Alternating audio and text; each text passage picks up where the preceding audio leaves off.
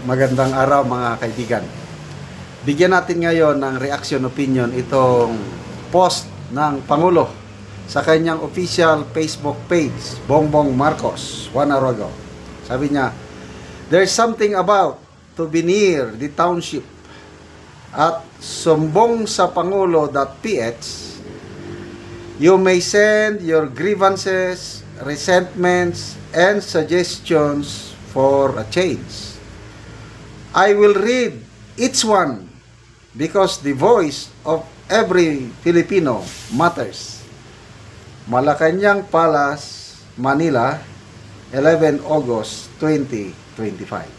Okay. So, in fairness sa Pangulo, maganda itong ginagawa niyang ito na pakikinggan niya ang reklamo ng taong bayan.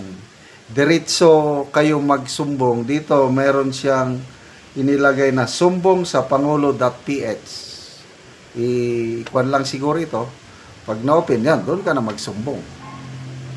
Okay. Ang comment ko ganito.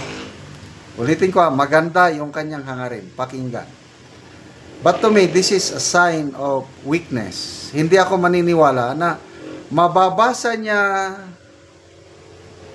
personally. Kasi sabi niya, I will read each one. Oh, come on. Pag presidente ka, ang dami mong trabaho. Ang daming mauubos ang panahon nyo, Mr. President, kung kayo mismo ang babasa. Kahit gustuin nyo pa man. Malala ko si Tatay Digong, sabi niya hirap na hirap siya kasi ang dami mong pipirmahan eh. Ang dami pang magbisita sa iyo.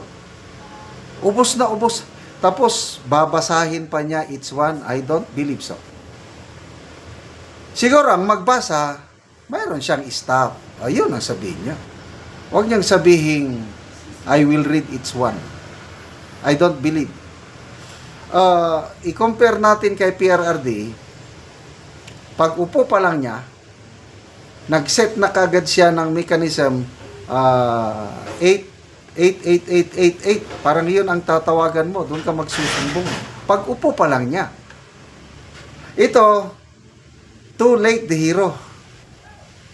Naghintay pa siya ng 3 taon bago siya mag-decide na pakinggan ang reklamo ng taong bayan.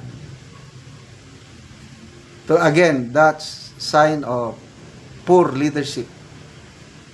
Pag hindi pa natalo ang kanyang kandidato nung eleksyon ng Mayo, hindi niya nagagawin ito.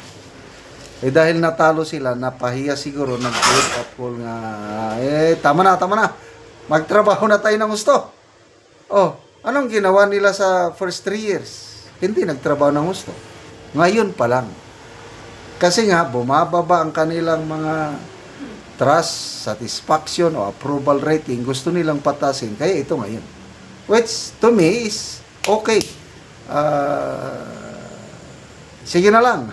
Pagbigyan na lang natin. Kaya lang, I don't know kung may magagawa pa. Medyo kulang na ako sa tiwala kung may mangyayari pa. Although, ulitin ko, maganda ang hangarin. Iba kasi yung hangarin mo, iba yung diskarte mo, paano mo maisa katuparan ang gusto mong gawin. Again, it speaks of leadership. Kung mahina kang leadership, wala talaga. Bol, okay. Magbasa tayo sa mga comments, ano?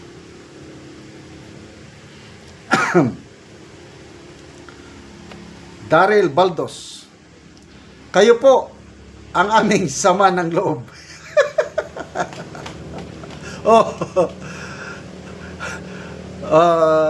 Daryl Baldos, doon ka magsumbong sa anong tawag doon? Page na no. Kayo po ang sama ng aming loob. Grabe. May nag-reply. Pablo Moroda.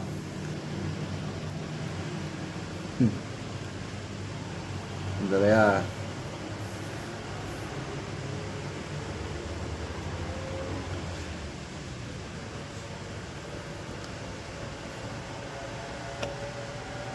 Okay, maraming nagko-comment dito ng magaganda. Kaya lang, tinitignan ko, mga, parang mga fake accounts, mga trolls. Nakaka-proud na may ganitong modern way to connect with our leader. Tapos, 300 followers lang. Anyway, sana nga may mangyari pa. Sayang naman ito, Ramon Dizon, isa po ito sa mga best moves nyo, Mr. President. Yung sinasabi ko na maganda, kaya lang, bakit ngayon pa? Kaya lang, 600 followers lang. Very responsive and people-centered po ang move na ito. So, isumbong sa Pangulo. Yan, magsusumbong pa kayo? Ako, hindi na. Mag-monitor na lang ako.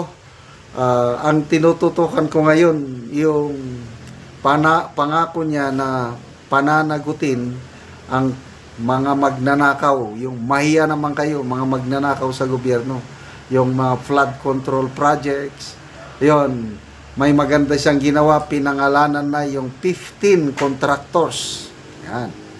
Kasama doon, dalawang construction company na pagmamay-ari ni na Congressman Saldico at ang kanyang kapatid na dating congressman din, Christopher Co. Yung other construction companies na halos sila lang nakakakuha ng malalaking flood control project, sino kaya ang may-ari? Pag tuloy-tuloy na ito, pagbubulgar, na wala siyang sasantuhin. Kahit alyado man kita, hindi na kita alyado pag mali ang ginagawa mo. Pag tutuhanin nyo yun, yung paiimbestigahan niya ng todo, yung independent investigating body ang gagawa. Nako, magbunyi na tayo dahil sa wakas, nagising na ang Pangulo. Kaya lang, naghintay pa siya ng 3 years bago niya gawin ng tama ang kanyang trabaho. Anyway, it's better late than never.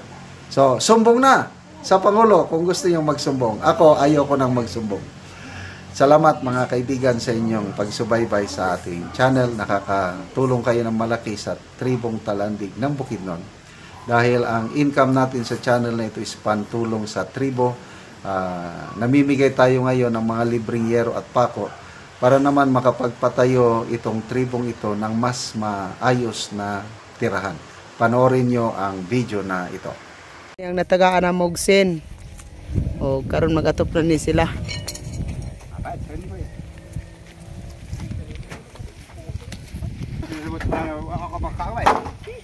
Karon mo na ni ang atop sa gitagaan na Mogsen. O mo na ni ang balay sa tagaan na Mogero.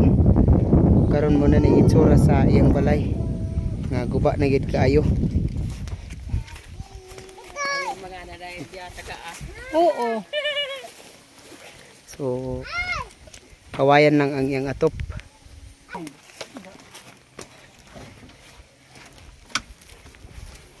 Pwede na may dahil sa kasali mo. Matumba na mo.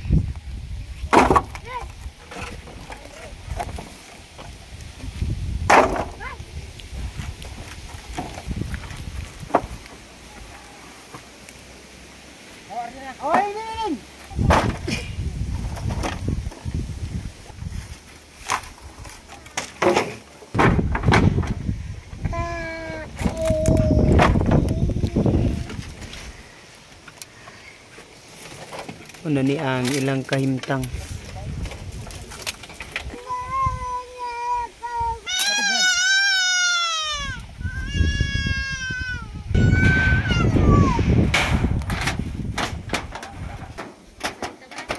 Karon no managit sa pag-atop nindot nagit nga atan. Salamat na nagtabang sa sin kay salamat ani nagikulunan. Nagpasalamat ko Lord nga gitagan ko karon nga sin lugar. Dawat nga mo di nang upload na mong sin. Pero salamat Lord nga gitagan ko karon nga. Di kami ulunan gyud. Oo. So pila na dito ka tuig imong balay?